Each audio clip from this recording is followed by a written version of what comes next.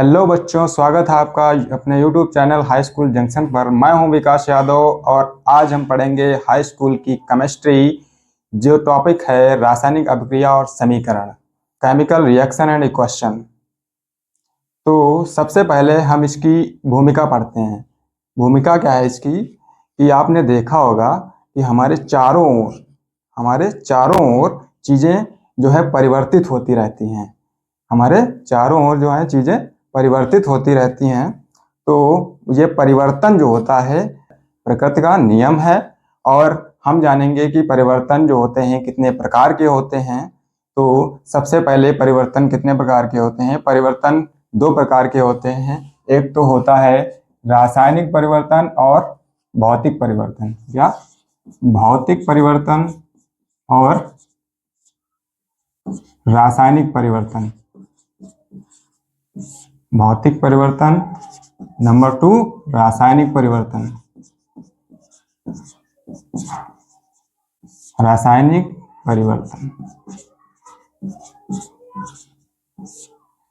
तो भौतिक परिवर्तन जो होता है, भौतिक में सबसे पहले इसका आकार और अवस्था में परिवर्तन होता है। इसमें कोई नया प्रोडक्ट नहीं बनता है, इसमें कोई नया उत्पाद नहीं बनता है। जैसे कि एग्जाम्पल के थ्रू समझ लीजिए कि दूध से दही बनना, ये क्या है? रासायनिक परिवर्तन है। ये क्या है? रासायनिक परिवर्तन है, क्योंकि दही से हम कभी दूध वापस नहीं बना सकते। और बर्फ का पिघलना एक क्या है? भौतिक परिवर्तन है। भौतिक परिवर्तन है। तो बर्फ, जैसे ये बर्फ है हमारा, बर्फ, ये बर्फ है, ये मेल्टिंग हो रही है इसकी। इसे जब हम क्या करेंगे, इसे जब हम थोड़ी सी भी अगर हम हीट देते हैं, इसे थोड़ी सी भी अगर हम इसे हीट देते हैं तो ये क्या हो जाएगा? ये द्रव की अवस्था में चला जाएगा। ये क्या हो जाएगा? बर्फ से पानी बन जाएगा। क्या हो जाएगा? पानी बन जाएगा। और फिर ये फिर ये क्या होता है? पुनः क्या हो जाता है? इसे हम जब फ्रिज या किसी ठंडी जगह पे रख देते हैं तो ये पुनः बर्फ बनने की प्रवृत्ति रखता है। क्या रखता है? बर्फ बनने की प्रवृत्ति रखता है। यानी कि भौतिक परिवर्तन जो होते हैं, भौतिक परिवर्तन ऐसे परिवर्तन हैं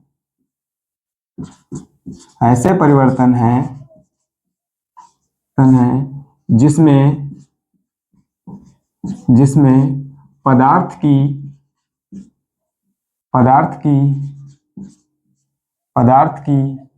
भौतिक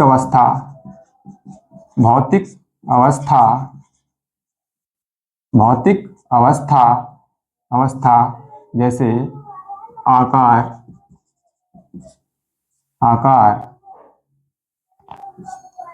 में परिवर्तन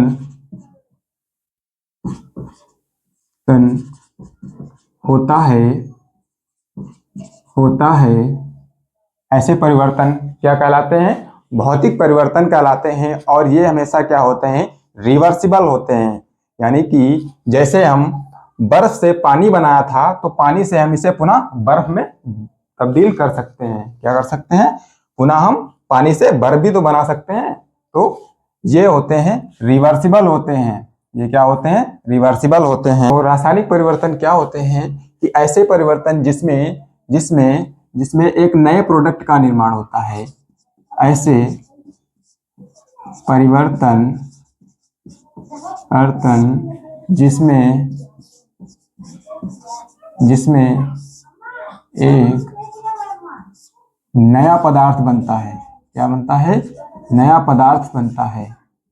नया पदार्थ बनता है, रासायनिक परिवर्तन कहलाते हैं। परिवर्तन कहलाते हैं। यानी कि एक ऐसा पदार्थ होता है जिसके जरिए हम क्या कर सकते हैं? दूसरे नए पदार्थ का निर्माण कर सकते हैं बच्चों। तो ऐसा कैसे है? जैसे क्या है? दूध से दही का बनना। दही का बनना। दूध से दही का बनना एक क्या है? रासायनिक परिवर्तन है। क्यों है रासायनिक परिवर्तन? क्योंकि हम दही से पुनः दूध नहीं बना सकते, क्योंकि दही से हम पुनः दूध नहीं बना सकते। ऐसे ही लोहे में जंग लगना, लोहे में जंग का लगना क्या है?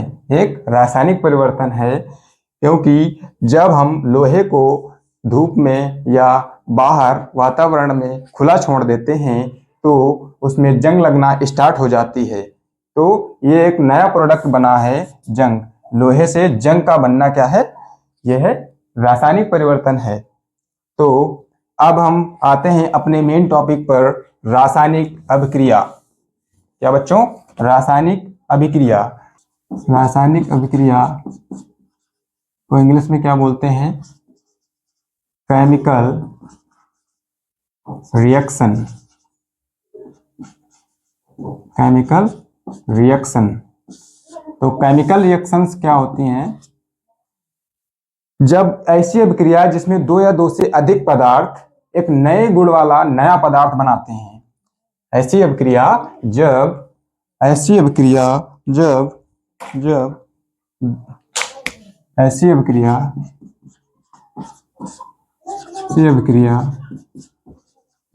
अभिक्रिया जिसमें क्या होता है बच्चों? जिसमें एक या एक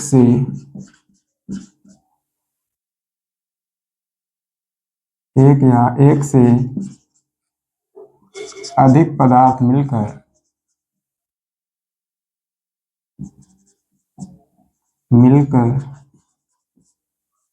कर नए गुण वाला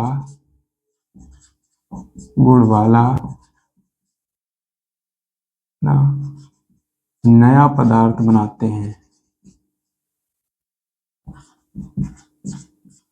नया पदार्थ बनाते हैं। तो ऐसी अभिक्रिया जिसमें एक या एक से अधिक जो है पदार्थ मिलकर एक नए पदार्थ का निर्माण करते हैं, उसे हम क्या कहते हैं? रासायनिक अभिक्रिया। जैसे हाइड्रोजन और ऑक्सीजन की जब हम रिएक्शन कराते हैं तो ये क्या करता है कि H2O का निर्माण करता है। H2O का निर्माण करता है, यानी कि जल का निर्माण करता है। किसका निर्माण करता है? जल का निर्माण करता है। जब H2 यानी कि हाइड्रोजन और ऑक्सीजन ये क्या हैं? अभिक्रिया कराते हैं इनकी, इन्हें बोलते हैं, जो अभिक्रिया के क्या होते हैं, बाईं साइड में होते हैं, उन्हें बोलते हैं अभिकारक।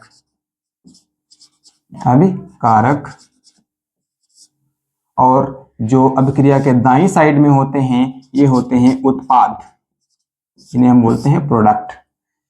तो इसमें क्या होता है कि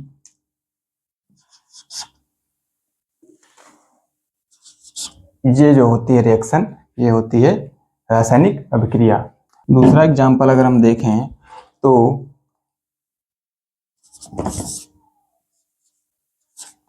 मैग्नीशियम और ऑक्सीजन की अभिक्रिया जब हम कराते हैं तो ये मिलकर मैग्नीशियम ऑक्साइड बनाते हैं, यानी कि MgO बनाते हैं। MgO बनाते हैं। क्या बनाते हैं? MgO बनाते हैं। जैसे जब मैग्नीशियम जो होता है धातु, उसको जब हम ऑक्सीजन की उपस्थिति में जलाते हैं तो हमें क्या प्राप्त होता है? Magnesium oxide. ये जो होता है इसका श्वेत अवक्षेप होता है। ये क्या होता है? श्वेत अवक्षेप प्राप्त होता है हमें। क्या होता है? ये व्हाइट पाउडर मिलता है हमें। तो एक उदाहरण और लेते हैं, सबसे जोकफुल होगा। सबसे पहले हम क्या करते हैं? एक राजा है, जैसे केमिकल रिएक्शन को समझने के लिए हम क्या करते हैं? राजा और एक रानी। ऐसे समझिए केमिकल रिएक्शन यानी कि रासायनिक अभिक्रिया क्या होती है? जैसे कि एक राजा और रानी आपस में जब शादी कर लेते हैं तो क्या करते हैं? राजकुमार बनते हैं। तो सेम इसी तरह जो होती है जो मैंने बताया, जब H2+O2 यानी कि हाइड्रोजन और ऑक्सीजन की अभिक्रिया कराते हैं, जैसे कि जल का निर्माण होता है, तो सबसे पहले हम क्या करते हैं, जैसे जब दो प्रोडक्ट मिलके हमें क्या कर रहे हैं, एक नए प्रोडक्ट, जैसे राजा और रानी मिलके हमें क्या दे रहे हैं, राजकुमार दे रहे हैं, वैसे ही जब हाइड्रोजन और ऑक्सीजन क्या करते हैं, जब आपस में अभिक्रिया करते हैं तो हमें जल मिलता है। जब हाइड्रोजन एक क्या है, गैस है, और ऑक्सीजन भी एक गैस है, जब ये आपस में अभिक्रिया करते हैं तो आप हमें क्या प्राप्त होता है, तरल प्राप्त होता है, जो कि H2O यानी कि जल कहलाता है। ठीक है, तो इस तरीके से हम रासायनिक अभिक्रिया को समझ सकते हैं। तो बच्चों, जैसे मैग्नीशियम और ऑक्सीजन की जब हम रिएक्शन कराते थे तो हमें मैग्नीशियम ऑक्साइड का श्वेत अवक्षेप मिलता था।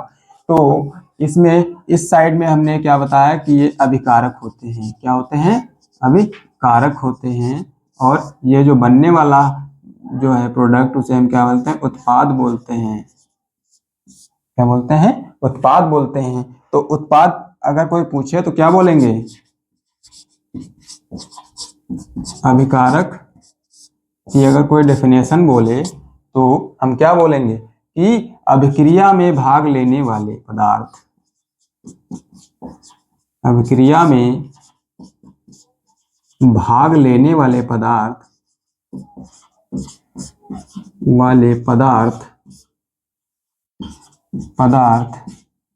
अभिकारक कहलाते हैं, कहलाते हैं।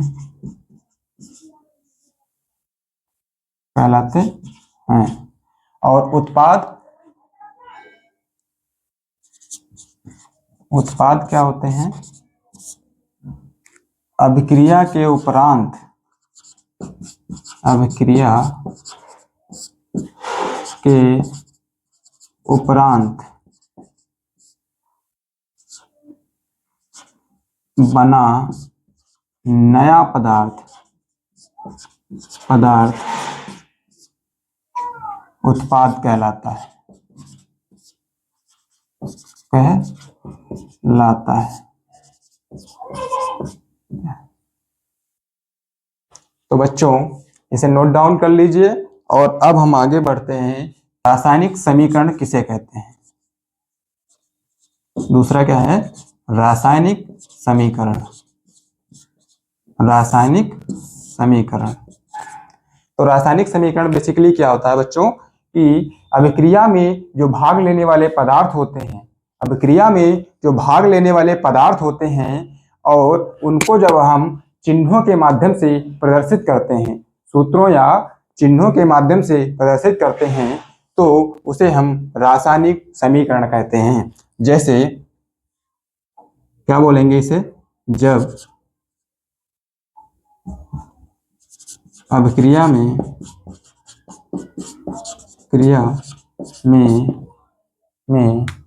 भाग लेने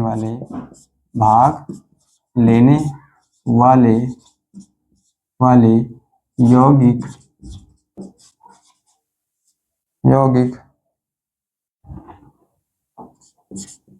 को जब हम सूत्रों या चिन्हों के माध्यम से प्रदर्शित करते हैं,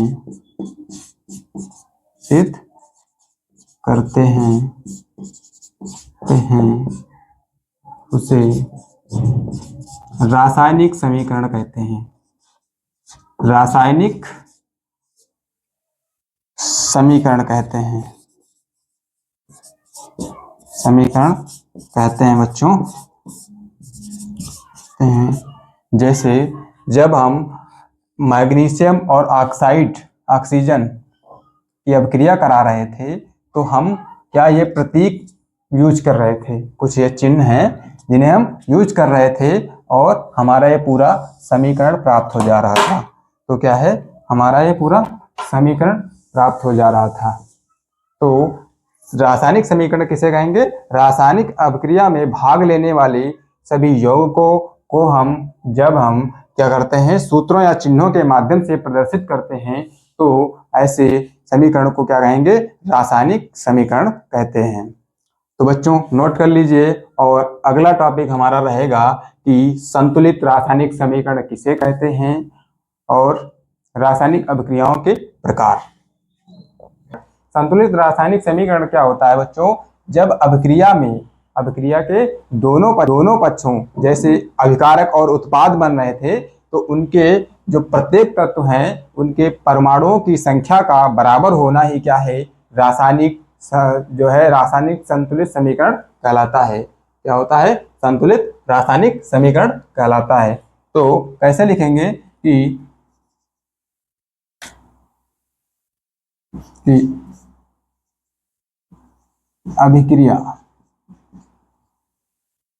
अभिक्रिया में भाग लेने वाले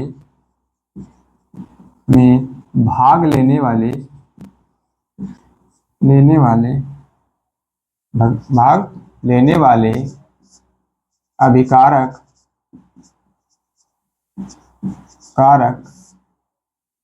और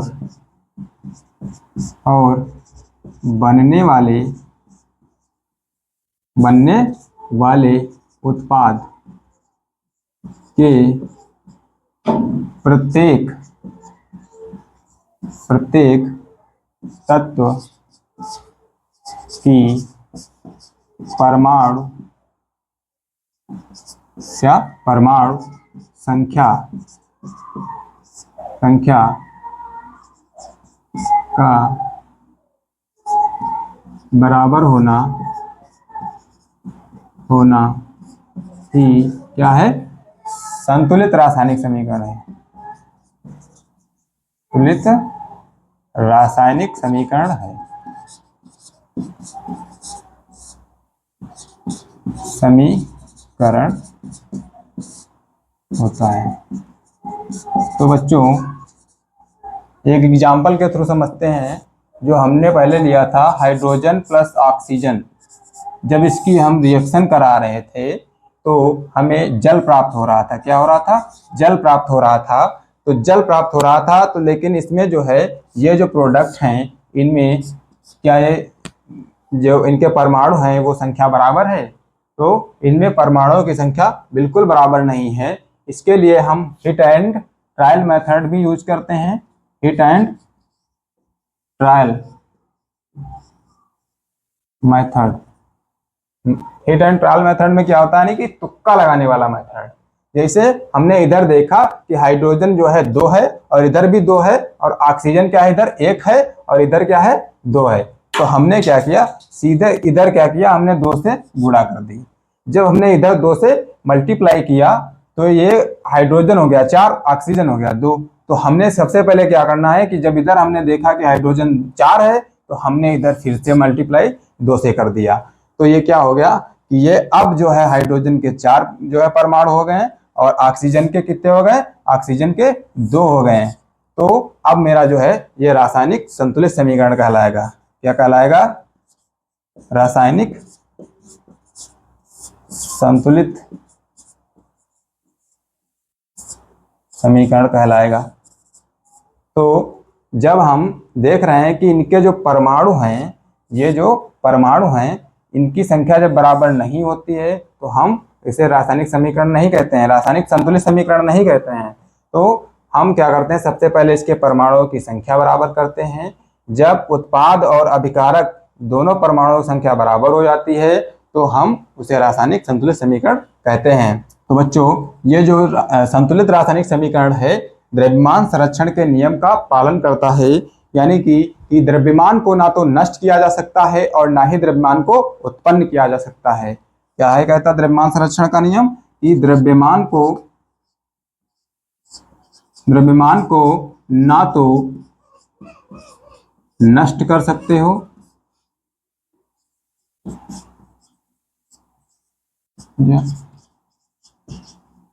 सकता है और ना ही उत्पन्न किया जा सकता है।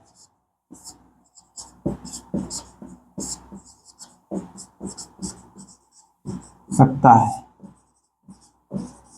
कहने का मतलब ये है कि जब हम Mg+O2 की अभिक्रिया कराते थे तो ये क्या बन रहा था, MgO बन रहा था।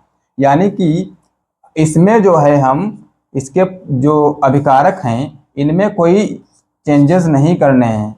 इनमें क्या है, इनमें कोई भी चेंजेस नहीं करने हैं। हमें जो है अगर करना है तो हम सीधे इधर से जो है समीकरण को संतुलित कर सकते हैं। और द्रव्यमान को ना तो हम नष्ट कर सकते हैं, ऐसा नहीं है कि हम इधर से जो भी मन हुआ वो उठा के इधर रख दिया या उधर से इधर। द्रव्यमान सेम होना चाहिए, क्योंकि अभिक्रिया के पहले और अभिक्रिया के बाद द्रव्यमान नष्ट नहीं होता है, द्रव्यमान नष्ट नहीं होता है। तो बच्चों, आज हम इस वीडियो को यहीं पर क्लोज कर रहे हैं और मिलते हैं नेक्स्ट वीडियो में एक नए टॉपिक के साथ, टाइप्स ऑफ केमिकल रिएक्शन, यानी कि रासायनिक अभिक्रियाओं के प्रकार। तो अगले वीडियो में हम बहुत ही मज़ेदार ट्रिक्स के साथ रासायनिक अभिक्रियाओं के प्रकार को समझेंगे।